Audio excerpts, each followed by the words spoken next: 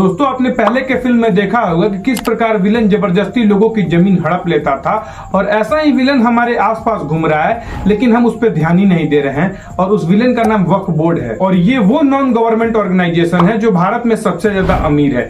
इसके पैसे का अंदाजा आप इस बात से लगा सकते हैं कि भारत में जमीन के मामले में फर्स्ट पर डिफेंस आता है, सेकंड पर रेलवे आता है, और थर्ड पे इसी ऑर्गेनाइजेशन यानी वक्फ बोर्ड आता है। वक्फ बोर्ड इतना जमीन हड़प लिया है, इसे अगर आप समझना चाहते हैं तो आप ये देख सकते हैं कि जितनी पाकिस्तान की क्षेत्रफल है उससे भी ज्यादा भारत में वक्फ बोर्ड जमीन हड़प लिया है। अगर आप यही देखकर हैरान हो रहे हैं तो ये वीडियो देखिए। एक गैर मुस्लिम की संपत्ति आज वक्त के जो 10 साल में सर्वे होता है, अगर इस सर्वे में मेरी संपत्ति सर्वे में जा रही है, यहाँ पे बड़ी इंटरेस्टिंग बात यह है कि जिस आदमी की संपत्ति वक्त के नोटिफिकेशन में आने वाली है उसको कोई नोटिस देने का प्रोविजन ही नहीं। मतलब अगर आज मेरी संपत्ति वक्त के सर्वे में इंक्लूड हो रही है तो मुझे सेक्शन 4, 5 और 6 में कोई नोटिस नहीं दी जाएगी, और उसके अलावा मेरे ऊपर ऑब्लिगेशन है कि मैं उस नोटिफिकेशन को वक्त ट्राइब्यूनल के सामने चैलेंज करूं। अगर मैं नहीं चैलेंज करता हूं तो वो नोटिफिकेशन फाइनल है। तो भाई सवाल ये उठता है, मुझे पता कैसे चलेगा कि मेरी संपत्ति वक्त के सर्वे में जा चुकी है?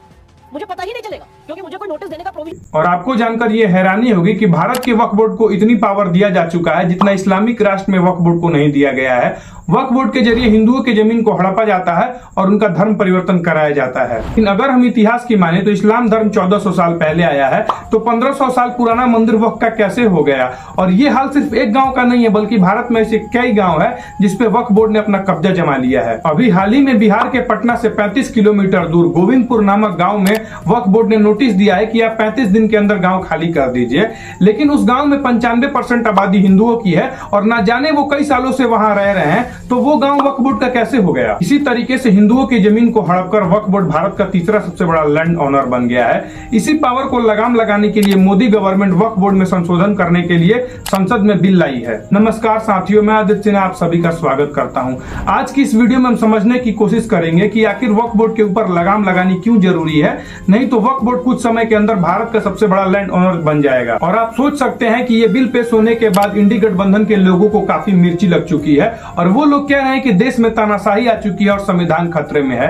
लेकिन जब हमें किसी जमीन के ऊपर नोटिस भेजना होता है तो हमें उस जमीन का मालिकाना होने का प्रूफ दिखाना पड़ता है। लेकिन वक्फ बोर्ड को कांग्रेस पार्टी ने इतना पावर दे दिया है कि वक्फ बोर्ड किसी के जमीन के ऊपर नोटिस भेज सकता है। लेकिन ये सब करने से ना ही संविधान खतरे में आएगा और ना ही सेकुलरिज्म खतरे में आएगा। लेकिन वक्फ बोर्ड के ऊपर सुधार करने की बात आएगी, उसमें संशोधन करने की बात आएगी, तो संविधान भी खतरे में आ जाएगा और सेकुलरिज्म भी खतरे में आ जाएगा। अखिलेश यादव कह रहे हैं कि अनकॉन्स्टिट्यूशनल यानी गैर संवैधानिक है। लेकिन अखिलेश यादव जी, आप ही बताइए कि किसी की जमीन को हड़पना कहां से संवैधानिक हो जाएगा, लेकिन उस पर संशोधन करने की बात अनसंवैधानिक हो जाएगी। और ओवैसी कह रहा है कि देश में हिंदू मुस्लिम कर नफरत फैलाया जा रहा है। लेकिन भारत में कुछ हिंदुओं के साथ होता है तो इन लोगों के मुंह में दही जम जाता है, लेकिन वही मुसलमानों के साथ होता है तो वो दही पिघलकर पेट में चली जाती है और आवाज निकलने लगती है। एग्जाम्पल के लिए आप नेम प्लेट के मुद्दे को देख सकते हैं कि ये लोग एकजुट होकर विरोध कर रहे हैं, लेकिन हिंदू थूक वाला खाना खाए इनसे इनको कोई मतलब नहीं है। लेकिन हिंदू जातियों में बढ़कर इनका साथ देता है।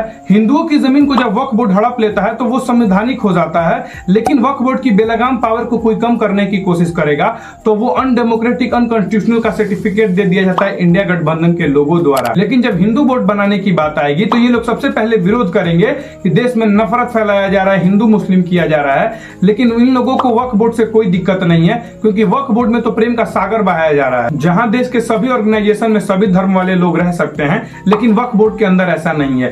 वक्फ बोर्ड के अंदर केवल मुस्लिम कम्युनिटी के लोग ही रह सकते हैं। इसके चलते कई हिंदू मंदिरों को, कई सरकारी जगहों को वक्फ प्रॉपर्टी घोषित की जा चुकी है। अभी कुछ समय पहले छोटे ओवैसी ने कहा था कि हैदराबाद एयरपोर्ट वक्फ प्रॉपर्टी पर बना हुआ है। और वक्फ बोर्ड का इस्तेमाल केवल जमीन हड़पने के लिए नहीं किया जाता है, बल्कि धर्म परिवर्तन करने के लिए भी किया जाता है। अगर आप मुस्लिम छोड़कर किसी और कम्युनिटी से हैं तो आपके ऊपर वक्फ बोर्ड का नोटिस आता है और आपको धर्म परिवर्तन करने के लिए फोर्स किया जाता है। और ऐसा ना जाने कितने एग्जाम्पल भरे हुए हैं जिसे आप देख सकते हैं। अगर आपके ऊपर वक्फ का नोटिस आता है तो आप कोर्ट भी नहीं जा सकते हैं, बल्कि आप उन्हीं के कोर्ट में जाइएगा जहां जज भी वहीं, पुलिस भी वहीं, वकील भी वहीं, चोर भी वहीं।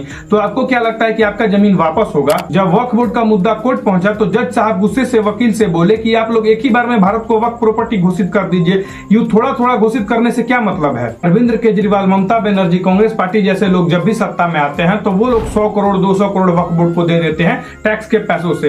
वक्फ बोर्ड हिंदुओं की जमीन को हड़पने की बात छोड़िए, बल्कि railway station, fly flyover, airport जैसे जमीन को भी नहीं छोड़ रही है।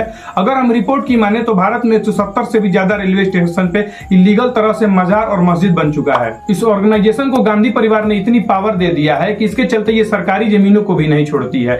चलिए समझते हैं कि मोदी गवर्नमेंट इस पे कौन कौन सी संशोधन करना चाहती है। ऐसे तो 44 से भी ज्यादा संशोधन है, लेकिन मैं आपको मेन बताऊंगा। नंबर 1, कोई भी प्रॉपर्टी को अगर वक्फ बोर्ड क्लेम कर देता है तो उस डिस्ट्रिक्ट का डीएम डिसाइड करेगा कि ये प्रॉपर्टी वक्फ का प्रॉपर्टी है या नहीं। नंबर 2, वक्फ बोर्ड बिना कोई प्रॉपर डॉक्यूमेंट के किसी के जमीन पर नोटिस नहीं भेज सकता है। अगर वो नोटिस भेजना चाहता है तो उसे सबसे पहले ये साबित करना होगा कि वो जमीन उसकी है। नंबर 3, वक्फ बोर्ड के अंदर सभी धर्म वाले लोगों को जगह दी जाएगी। भारत के बहुत सारे ऑर्गेनाइजेशन में सभी धर्म वाले लोग रहते हैं, तो वक्फ बोर्ड में ऐसा क्यों नहीं? वक्फ बोर्ड में जब सभी धर्म वाले लोग रहेंगे तो वक्फ बोर्ड की ट्रांसपेरेंसी सही होगी। नंबर 4, जिस सेक्शन की मदद से वक्फ बोर्ड किसी की भी प्रॉपर्टी को अपना प्रॉपर्टी घोषित कर देता था, उस सेक्शन को ही हटा दिया गया है। अब आप बताइए कि वक्फ बोर्ड में संशोधन करना सही है या गलत? अगर हमारा प्रयास अच्छा लगा हो तो इस वीडियो को लाइक और चैनल को सब्सक्राइब कीजिए। आपके एक सब्सक्राइब करने से हमें आपके लिए और वैल्यूएबल कंटेंट बनाने के लिए मोटिवेशन मिलता रहता है। तब तक के लिए जय हिंद, जय भारत, धन्यवाद।